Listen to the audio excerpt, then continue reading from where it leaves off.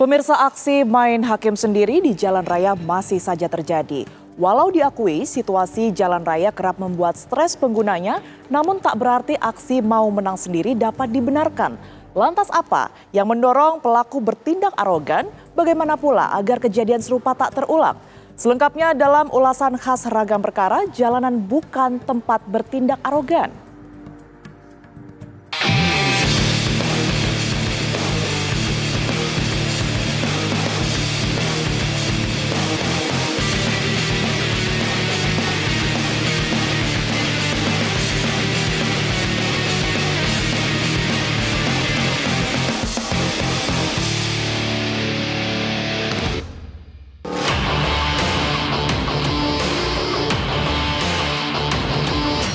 Panasnya jalanan tak semestinya membuat kepala orang-orang yang berlalu lalang di sana ikut-ikutan panas. Sebab bisa-bisa masalah di jalanan tidak sekedar memancing cekcok mulut, tapi juga unjuk otot dengan pengguna jalan lainnya.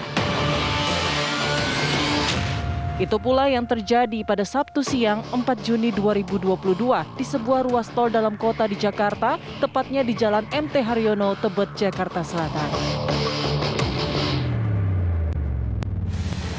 Tersulut emosi, seorang pengguna jalan pamer arogansi dan menganiaya pengguna jalan lainnya. Video ini pun viral kemana-mana. Belakangan diketahui korban atas nama Justin Frederick, anak anggota DPR Indah Kurnia. Saya berterima kasih sekali lagi kepada pengguna jalan yang sempat mengabadikan kejadian tersebut, dan itu sebagai salah satu entry point bagi kepolisian untuk melakukan penyelidikan dan penyidikan. Kemudian motif yang melatar belakangi kejadian ini adalah pelaku emosi karena serempetan dengan mobil korban. Tiba-tiba salah satu pelaku menyundulkan kepalanya ke arah muka korban dan mengakibatkan hidung korban keluar darah. Setelah itu pelaku lain turun dari mobil dan tanpa basa-basi langsung menganiaya korban seperti yang terlihat dalam video yang viral. Gerak cepat polisi kemudian berhasil mengamankan 2 terduga pelaku. Namun hasil pemeriksaan mengerucut pada satu nama, yakni Faisal Marasabaisi. Selidik punya selidik terungkap sejak awal pelaku dengan mobil jenis SUV bernomor polisi B1146RFH tersebut dinilai cenderung membuat gara-gara. Bahkan serempetan antara mobil pelaku dengan mobil korban dapat dihindari andai saja pelaku tidak serampangan memotong jalan. Tapi anehnya, sudah tahu salah, pelaku masih saja berulah. Kemudian tiba-tiba di lajur sebelah kiri 10 menit kemudian melintas dari bahu jalan dengan kecepatan yang tinggi dua kendaraan, yaitu Nissan X-Trail warna abu-abu dengan nopol yang digunakan pada saat itu B1146RFH. Kemudian mobil tersebut mencoba berpindah lajur dari lajur sebelah kiri ke lajur sebelah kanan dengan cara yang cukup memotong dan arogan. Ini menurut pemeriksaan kita seperti itu. Kemudian akibat pemotongan ini, pindah lajur ini mengakibatkan mobil korban terserempet oleh tersangka. Selain melakukan penganiayaan, belakangan terkuak pula jika nomor polisi di mobil pelaku ternyata palsu. Plat nomor polisi tersebut harusnya melekat di mobil jenis sedan, bukan SUV. Sebagai informasi, RFH merupakan singkatan dari reformasi hukum. Lazimnya, plat nomor ini khusus untuk pejabat negara eselon 2 atau setingkat direktur di Kementerian Pertahanan dan Keamanan. Fakta lain, pelaku juga diketahui sebagai anggota organisasi kepemudaan. Lantas, atribut-atribut inikah yang membuat pelaku seakan merasa bebas bertindak semaunya di jalanan? Di mana kita dapat data bahwa nopol kendaraan tersebut bukan nopol kendaraan Nissan X-Trail warna abu-abu tersebut.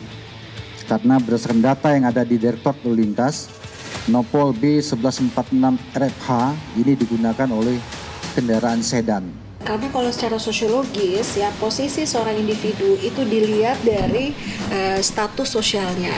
Nah, kebetulan pelaku ini kan dengan plat RFH itu dia memiliki status sosial yang tinggi ya di masyarakat. Katakanlah terkait dengan instansi atau pejabat ya gitu. Kemudian dia merasa memiliki power ya atau kekuasaan yang melampaui korbannya, karena mungkin pada saat kejadian dia tidak tahu gitu ya identitas dari korbannya gitu. Jadi perasaan menduduki status sosial tertentu, memiliki prestis sosial tertentu itu memang menjadi stimulus gitu ya, mendorong seorang individu ya bertindak menggunakan powernya itu atau kekuasaannya itu.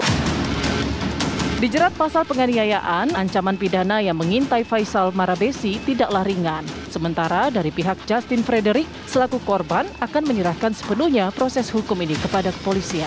Saat ini saya dalam posisi yang tidak memikirkan apapun karena masalah proses hukum saya serahkan sepenuhnya kepada ranah dari Polda Metro yang saya lihat, saya saksikan secara langsung bekerja dengan begitu sungguh-sungguh dan profesional. Terima kasih untuk seluruh warga bangsa yang memberikan support kepada kami sehingga kami merasa kuat dan merasa tidak sendirian kami ini. Kemudian pasal yang disangkakan adalah pasal 351 KUHP dan atau pasal 170 KUHP dengan pidana penjara paling lama 9 tahun penjara. Namanya jalan umum, siapapun boleh melintas. Namun begitu, pengguna jalan tetap harus menaati rambu-rambu dan santun dalam berlalu lintas. Dari situlah bagaimana budaya masyarakat tercermin. Jadi etika berlalu lintas itu tetap harus diutamakan, terutama untuk jalanan yang sepadat atau 24 jam aktif ya di kota sebesar Jakarta gitu.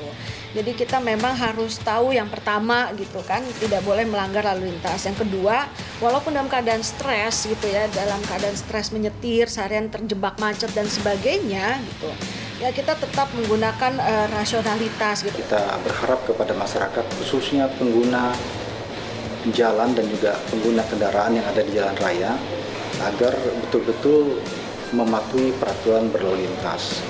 Kemudian menghormati sesama pengguna jalan yang lain, termasuk pengguna kendaraan yang lain. Ya, karena kita dalam berkendaraan memiliki hak dan kewajiban yang sama, ya, untuk saling menghormati. Ya, jadi jangan cepat emosi karena permasalahan sepele, kemudian main hakim sendiri tidak dibenarkan.